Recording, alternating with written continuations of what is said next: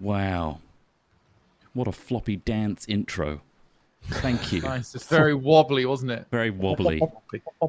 Welcome to the Hat Chat podcast. I am Chris Trott. Oh, hi, Chris Trott. I'm Ross Hornby. And my name's Alex Smith. And hopefully you can Nice. distinguish the three of us. I Hopefully, hope so at this fingers point. It's episode 58. Yeah. So if you're just jumping in now, there's some really good ones. We have some special guests and stuff in the early ones. So really good. But we've changed our format in the last few.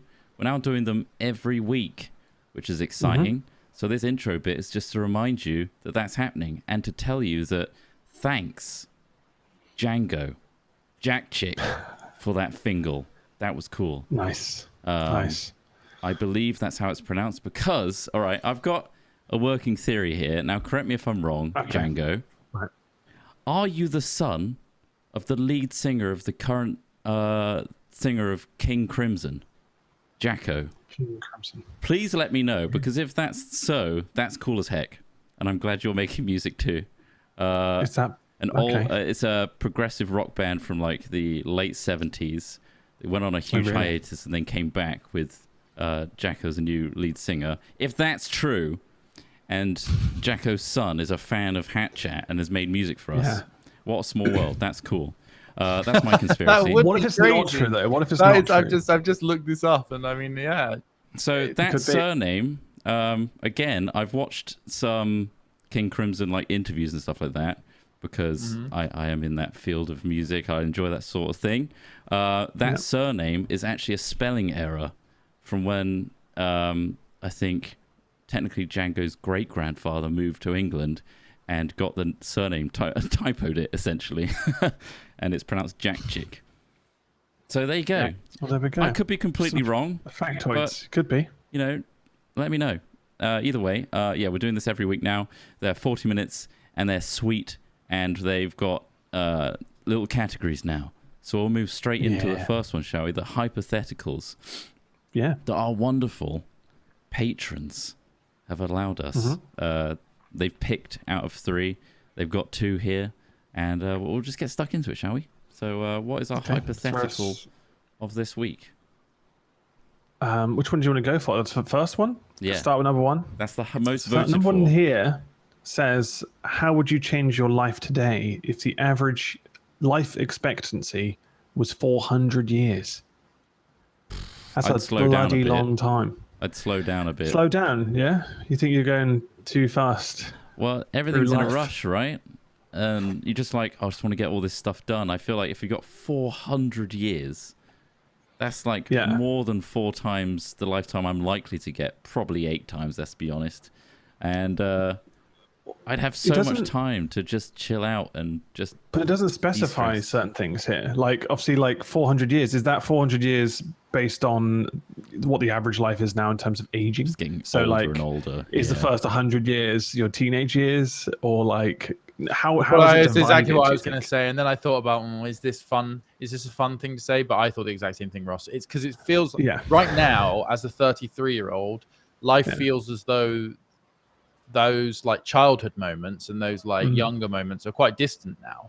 And if you're going to live for 400 years as like the adult you are now, then that's going to be quite a different proposition to what you're saying. Exactly. If all of the stages of life were elongated proportionately, I think that would be interesting. I mean, time obviously being quite subjective in our experience of time would also affect all of this, but ultimately, I think it was the same as you, Trott. My initial impression was I'd probably stop worrying as much. Got lost time to figure it all out. Exactly. Like, I think that, again, at about 30, you start thinking about, like you say, working it all out and like going like, right, I've probably got to like apply myself here and actually decide some things rather than as a kid and as an adolescent and as a person in your 20s. A lot of the time, at least the way we experienced it, you kind of felt like you were along for the ride, partly because as a kid, your parents are kind of the ones that are responsible for your actions ultimately. And partly, the education system, none of us really knew what we wanted to do. We had inklings, of like directions and things we were interested in. You're railroaded somewhat. You are, yeah. You feel as though you're along for the ride in education because you kind of are. Would that mean, based on your experience of like, well, what you said, say that that's the hypothetical, everything's stretched out. So your childhood is stretched out. You'd be in school for so fucking long. You'd be learning for a long ass time. Think of how much you'd learn in that time, though. Or maybe would it work that way? Would it work the same way? I don't know. Like, was there more time for you to fuck up? I don't know. Yeah. I think you're right. I don't think it would work the same way, and I think it's actually a really interesting and exciting idea, because education wouldn't just take the form of classrooms. It would then go on to be other things, because you'd get a basis in academics before, you start realizing certain people have proficiencies for certain things, and it's like, oh, you know what? I'm going to go and spend the next 10 years going to learn like farming or forestry or, bakery or like something else, and that's a part of their education. And at the end of that 10 years, like, I had me and Trott know him, a friend who left college, as in 400 years old. First year of college, they left, went off to become a hairdresser, like a barber for a bit, but like a woman's hairdresser, I think mostly. It wasn't a barber. Now there's very much this trendy barber thing going on right now. It was a salon, and he went and learned to do that, and then he did that for a while, got proficient, then went back and studied like biology essentially, and now has a PhD. Like, but he and also did that's quite interesting. That's quite an interesting journey. Yeah, sporty guy as well. He did rugby as well, right? On the side, sort of. But I mean, it's just kind of interesting. It's interesting to give people the space to become like that colorful and that I think that'd be really cool if you could educate people like that.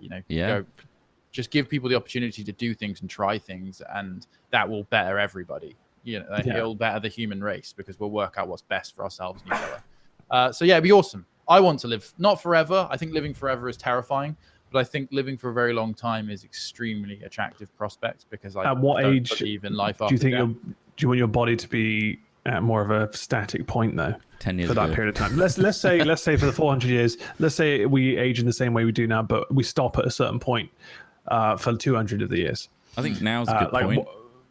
I think I think maybe 30 like years, then for the next 2-3 depending on years. who you are. I think depending on who you are between the ages of 20 and 40, you can do whatever the hell you want. There's not a huge amount of limitations. I mean, obviously it gets harder to work out and as you get older, but like at 40, I think you can still be a very fit, very proficient individual who really has very few downsides as a human body setup. But so I think anywhere between 20 and 40. I think that when you're a bit younger, you still have like that, like really great resilience, obviously, to a lot of things, like bendy bones, like getting ill, like breaking rubber bones. Absolutely, your eyesight's probably better because your 20s, you still haven't seen a lot. Yeah. When does your brain fully develop? That's around 18 to 20, right? Mid 20s. Yeah. They say that like your mind and the way that you process the world settles at around roughly the mid 20s. So that's like, this is separate from like brain development, so not just brain physiology, although your physiology of your brain is always changing, but like at around 25, sociologically speaking, people tend to be set in their ways or have worked out roughly how they see the world in terms of culture perspective. Bear in mind ideological perspective. So this saying, how would your life change today, or be changed from this? Surely society as a whole would be changed by the fact that 400 years is a long time to live, and that many people on this planet doesn't mention anything about the planet being different or there being more space or more resources. So crisis. Surely there's going to be a very different kind of way of living for everyone. We suddenly all have to worry about poverty, the future and the encroaching climate change problems and stuff that we still are going to be alive for and all that shit. So maybe someone will pull their finger out and be like, oh, it affects me again. Okay, now I care again. Maybe. But then there'll be maybe a huge overpopulation because suddenly you've got billions of people that can live to 400 years old. That's an issue. Yeah, I mean, ultimately, you're just human rights be the same. You're just stretching out time, though. I think that ultimately human beings would end up living the same patterns and the same lives and the same decisions because time is relative to your experience of it, and that would just mean that eventually everybody would just get used to it. Like your life at 90, right? The childhood is a blip because, relatively speaking, that was a small portion of your life. 400 years. Your first 30 would be a blip. Relatively speaking. Absolutely.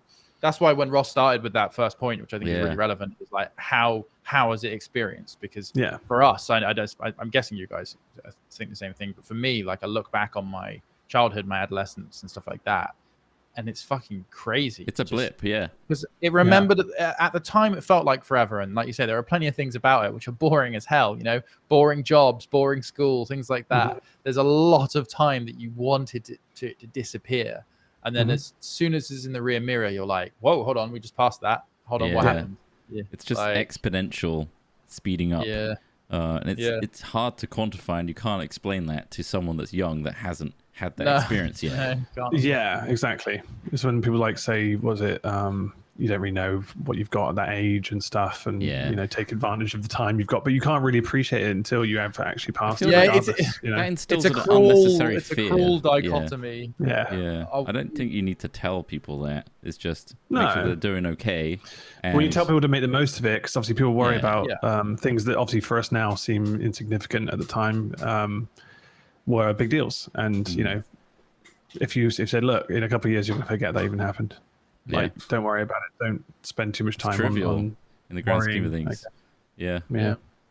Cool. Well, that's a little bit. No, it's not. I think it's actually a positive spin, because right now I think, you know, I'm living a better life than I have done. I don't think I regret or feel like, oh, I wish I was that age again. Because I know who I was, and I was a bit more naive and reckless and stupid.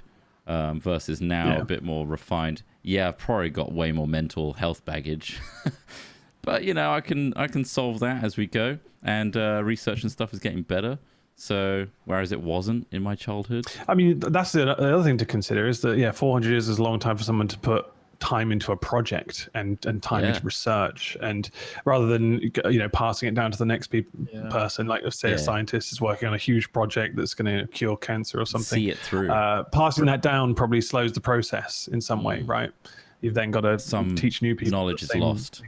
So I wonder if that would accelerate, because it's like one person. I don't know. I imagine a lot of listeners / viewers are thinking this: holy crap, how would I survive 400 years? Like, in terms of sometimes, and I think that's partly a good thing, is life takes a big toll on pretty much everyone. I think in different ways, like however you want to examine it, it's not always a bad thing, but it takes its toll. And by the end of it, I think probably you're more okay with death, because you're like, God, I mean, that was a colorful life, but like it came in both ups and downs, and I'm a little exhausted. And if a person was to, you know, think about the stresses and challenges you face now, to know that you will have to at least beat and overcome those challenges in order to live a truly fulfilling life is probably very intimidating and very daunting. That's from our current point of view, I think. And I think that 400 years is a long time for a lot of wars, don't you think? And obviously with the amount of people on the planet, I imagine there would be quite a lot of wars. I think that's or would that generation so we would either try to live and survive through them, and who knows if there would be progression on that end. But I think there'll be a resource situation. I think one great war is enough to put people off for at least 20 years, though. This is like, as in, like, we can look at history and go, you know, like the big wars, the people that remember them, the people that survive them, don't learn the lessons. Exactly. They learn the lessons that war is just horrible. It's not exciting. It's not vindicating. It's not great. It's just misery and death and just everything that's shit about being a human being, basically. The difference and you have is to go through that. The individual has 21 years been through it, and it would have been through it, and will still be alive for 400 years. So it's more likely. They remember, they will learn their lesson, and hopefully it would last for longer. Peace would last for longer until, you know, a couple of generations time. Oh, this sounds familiar. When people forget how terrible war is because they haven't had to deal with it or look at it. You just have the grouchy grandparents nationalistic and jingoistic. We did this for you, and all that stuff. Well, they didn't. The thing is, the problem is even our grandparents now, really, they were children in the war. Like, you know, my grandma, who's 93, was a child in the war. Like, you lose your attachment to it because you didn't experience it. There were 21 years between World War I and II. Yeah, well, that's as I said, 20 years. Obviously now, there's a bigger gap between a world war, but the current wars that are happening are for resources, for fuel and stuff. So like it would be, I wonder if 400 years would be quite chaotic to try to survive through. Saying that. Yeah. Yeah, interesting. Interesting hypothetical. Well, I didn't expect it to be that deep. I thought it was going to be like, wow. I'd probably bang for 200 years, and I'd treat my life seasonally. So in springtime, the first 100, I'd be like this guy, and then I'd be a builder for 100 years, and then try to be an astronaut. That's a cool idea. How many marriages do you think people will go through in 400 years? Would have all seasons seems crazy. Maybe live like 10 years of your life seasonally, so that it is spring, and Chris Trott is dressed as a spring nymph, and he's like running around. I'm themed in rebirth. My clothes are dropping off. Extremely extravagant. Yes, it's autumn now. My clothes have gone all crispy and they've started to fall away. Oh, whoops. And it's just like, yes, this is for a full 10 years, Trott. You're doing this for a full 10 years. I think a lot of 400-year-olds are going insane. Thinking about the fact that like if you stayed the same kind of in the same physical state for a couple 100 years, you could be 300 years hanging out with someone who's like 100 years old, and like you would physically be the same, and it's just like, but someone knows a lot more or it's been through a lot more, and that would be kind of quite a surreal thing to. I think that's good experience. So I think it's a bit of a deterrent when you have to interact with someone older because they physically look like they've been through it, right? And you're like, there's a huge gap here, and I can't relate. You would meet your parents' age. Yeah. Yeah. Isn't that strange? So you would basically be hanging out with your parents like they're your pals in the sense that there's no physical differences. And that would be kind of strange, I think. Yeah. It would. I mean, I guess you'd have to examine the reasons that we're different to other generations or other levels of our, what are the driving factors for it? Like, I guess age usually is one of the main dividers because, my grandma is not capable of going mountain biking with me, and she's not interested in playing first-person shooters on the internet. Like those are dividers, really. If you have the physical capability to keep learning and doing new things, I think you want to, rather than be like, I'm tired and my bones, my head doesn't work, etc. Yeah. And the question here, what did Yoda do for 700 years? Well, I think we all saw that horrible little hut he was in. He was that was a 700-year wank sesh. It was like, you notice the walls of it were like they look pasted on. That's what he's been doing. What's this with these lawful good Jedis just like retreating from it all when it all gets a bit too much? Going to a little island somewhere. Obi-Wan did it. He's a hermit. Yeah, right. Like say, time moves differently, so maybe it's just a nice relaxing moment, but it's several years. To be fair, if you live that long, the city is too busy and noisy, right, and moves too quickly. Whereas the nature and shit, you could probably watch trees grow fully in your lifetime. Too deep, find me. Very deep. Do you want to see what the second one is quickly? All right, well, let's dip into it. Or do you want to go? You want to go on to the next section? Well, we got a minute and a half to talk about it, and then we'll do a little. All right, quick one then. Second Patreon suggestion: if you could change one thing about the human body, if you could change one thing about how the human body has evolved, what would it be? Many things. Oh, man. I think a lot of primitive instincts from our predator-prey days, where you get unnecessary anxiety or whatever from random shit that doesn't exist anymore. That'd be nice to fix. Also, don't put my shit factory next to my fun factory. Let's move that about a bit. Right. Put that somewhere else. Well, I mean, I think we've mentioned this before, maybe on this very podcast in an earlier state, but maybe a little, cage around the balls, or maybe they don't need to be out of the body.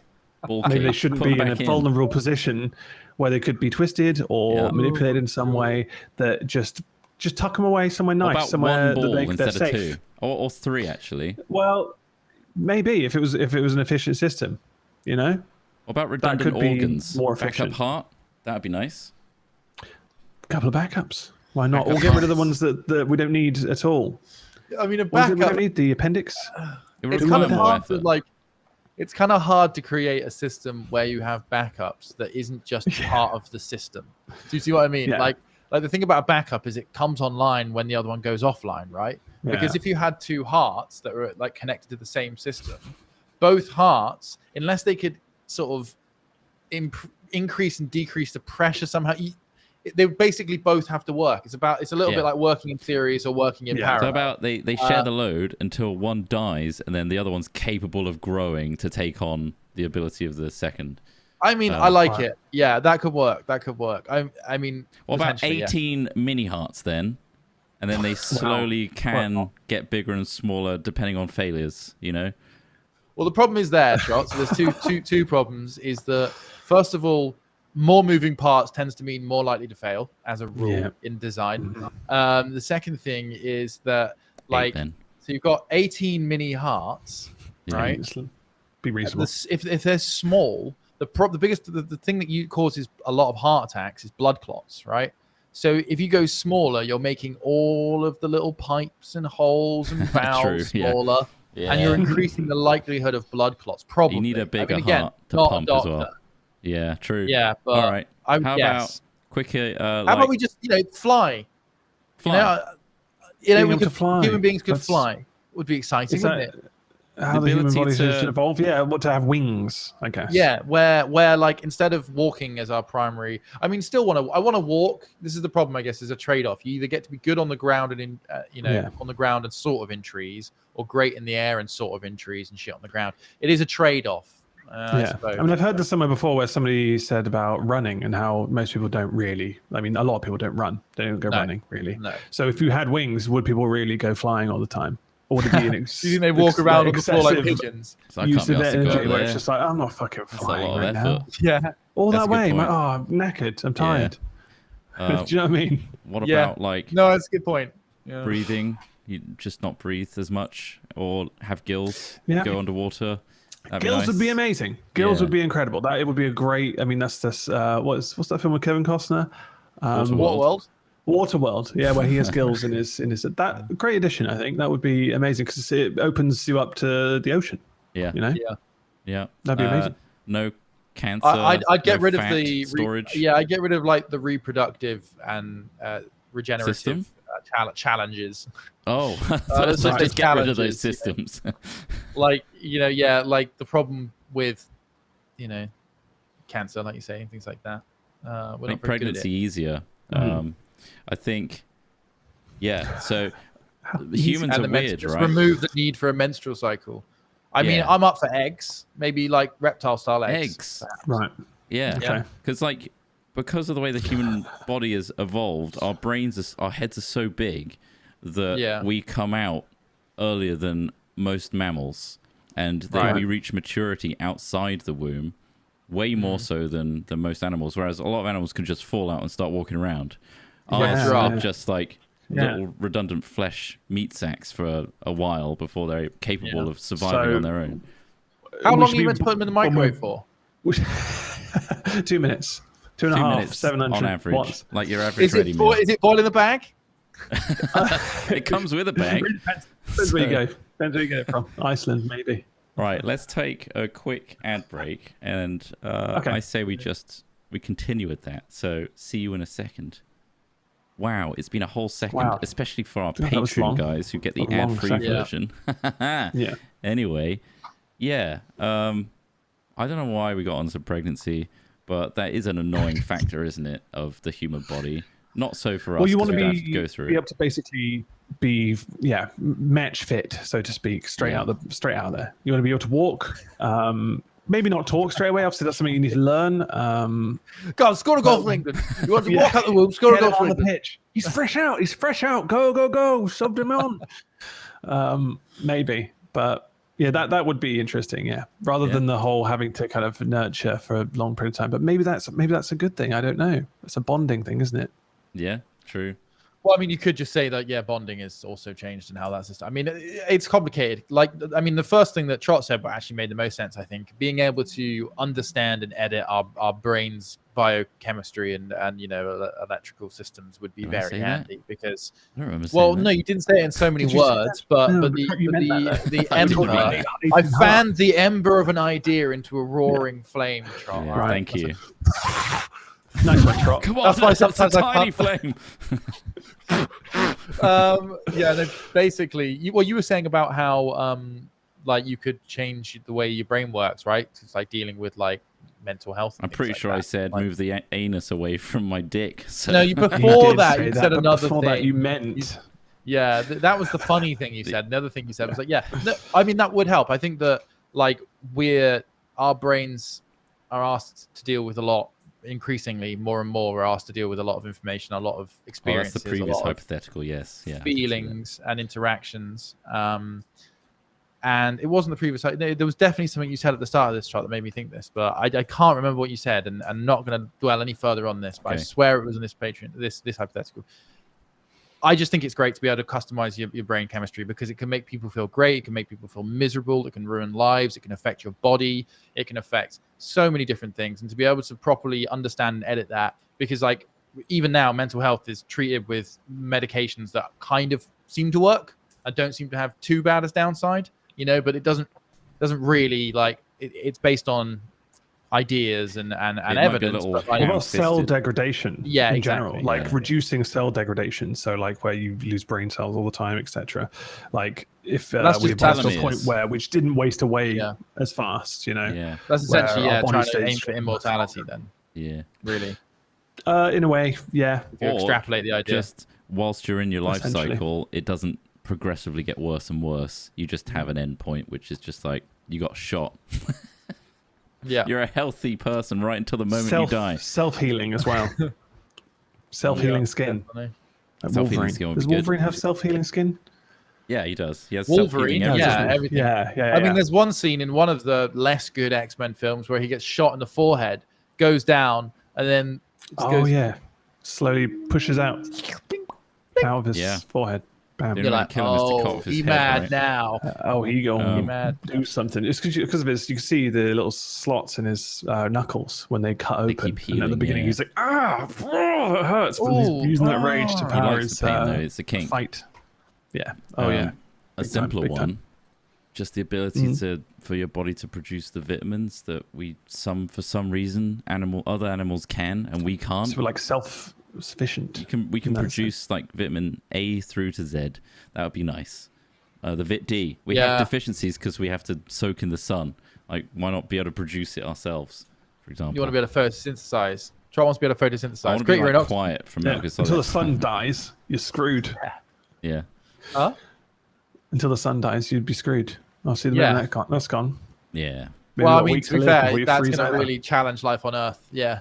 I don't really want to be right. There's I watched a video about it the other day. It was very interesting. That is like literally going to be the end of the immortality. That's what I was saying about like you never really want true immortality because then you're just eventually going to be drifting through space for a very long time, and you probably aren't going to enjoy that. Pretty bad. I mean, it'll be cool. Yeah. But it's a lot of alone time. Mm-hmm. Well, because when this, what was I watching? It was a Vsauce video, but it was saying basically if the sun just suddenly disappeared, the moment it disappeared, we would just ping off into a straight line from where we were. So we would just ping off into space straight. Yeah. We might survive maybe a week before everything kind of freezes over, and everyone can live underground for a little bit before we just die because there's nothing grows anymore. To grow, yeah. But it's very interesting. Just what if that just happened now? It can happen right now. If a pole switched. Oh my god! Well, the pole switching wouldn't have quite the same impact, but I mean, think about it there's a game called Universe. There's a game called Universe Sandbox, which you might enjoy, where you can literally do stuff like that. So you can like delete the sun, and funnily enough, I did that in it. It's when he said it, like, what would happen if we removed the sun? But yeah, this is why we shouldn't have like galactic control of anything, because one human's gonna be like, because I can, I will. I'm gonna delete the sun. Yeah. I'm doing it. Yeah. It's gone, you idiot. The nearest sun's so far away. Flick it away. Oh, God, yeah. Fuck. Well, that was some good hypotheticals. That took us all the way to 30 minutes. So I reckon we should talk about stuff that you've seen or funny news, anything like that.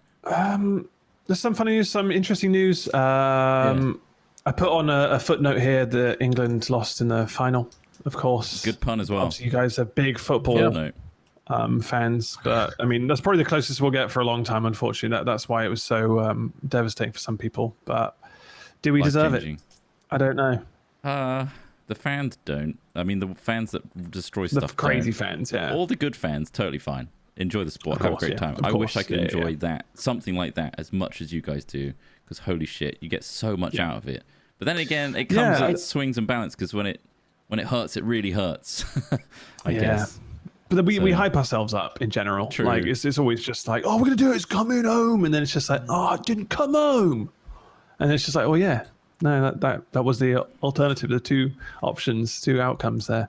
Yeah. I feel like with all these things, like I remember when I was younger, and my mum and her side of the family were really into football, and like we would be watching stuff like that. Like say we were watching the World Cup or the Euros or something like that, and you'd be really excited about it because those people around you were excited about it. And you would get invested because essentially that's what this is. It's everybody agreeing to get invested in something and to enjoy the highs and lows that come from that experience, right?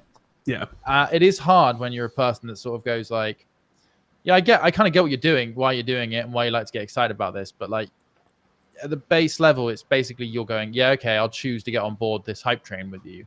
And it's like, I don't really care about football. I think it does have a huge cultural impact. I think that's undeniable. As a person that is interested in the way that the world works and the way that countries and civilizations are affected by all these things, undeniably football is an element of that.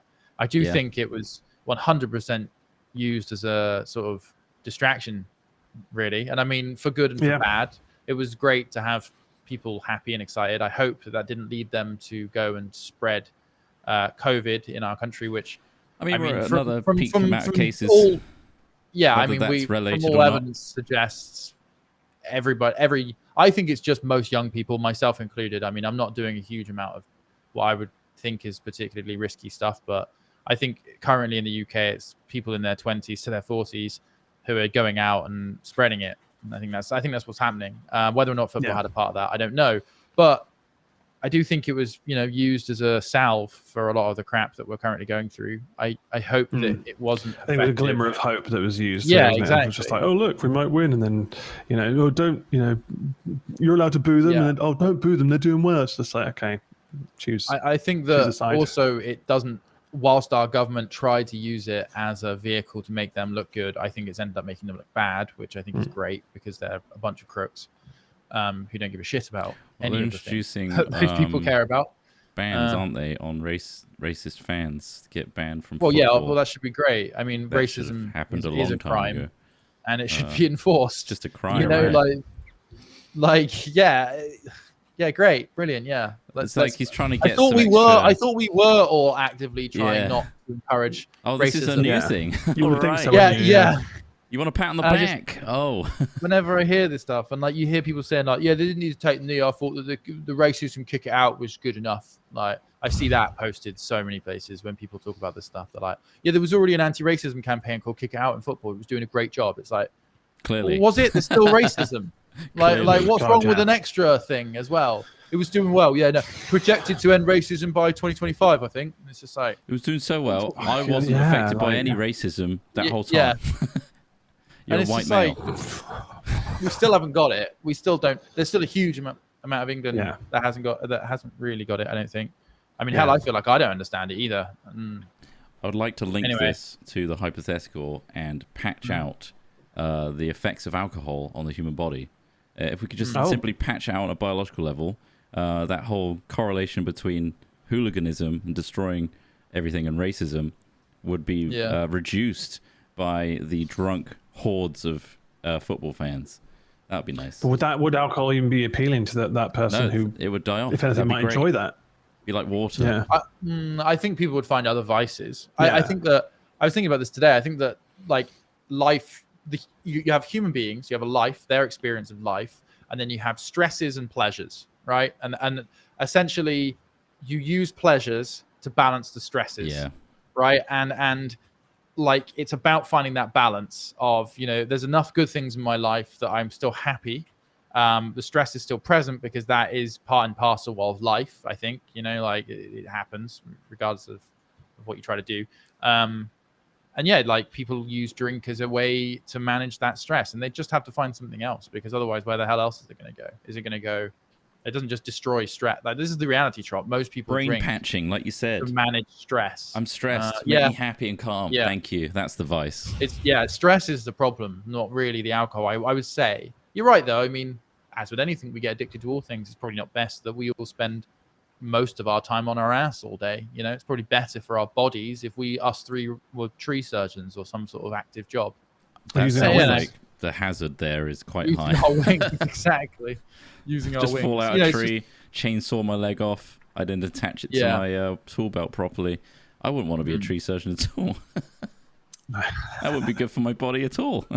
Sorry, this is the first thing that came to my mind where I thought, like, what's active lifting things and moving around and stuff? I don't know. Guess it's a guy laborers have like quite bad problems with their bodies because of all. But that's because also they probably don't apply good lifting techniques either, do they? Like, but I guess you're adding to the risk though by doing weird movements with your body all the time. It will take its toll. For the job. But everything takes its toll though. Trott, not working out also takes its toll. Like you know that professional swimming goes the other way for the best for the body, right? Become a professional swimmer. Yeah. Like Michael Phelps. Yeah. That's all you need to do to reach Trott's desired. This is okay. The job that's best for your body is all you have to be one of the greatest athletes ever. Yeah. Essentially, that's not too much trouble for everyone. Yeah. Quickly then, let's talk about the Steam Deck, not Stream Deck. The Steam Deck. When I saw that title as well, I was thinking of Elgato's Stream Deck, and I was like, God, is there do they have rights to that in any way? Does it because it's going to be so annoying to like talk about one or the other? I mean, obviously we don't really talk about Stream Decks. They're literally something that streamers use to control SEO so it's very destroyed. few. It's so dumb. SEO is destroyed. On Google, it's going to say, "Did you mean Steam Deck?" when you type in Stream Deck. That's what's going to happen. Yeah. But anyway, what is this It's such a weird choice of name, but like.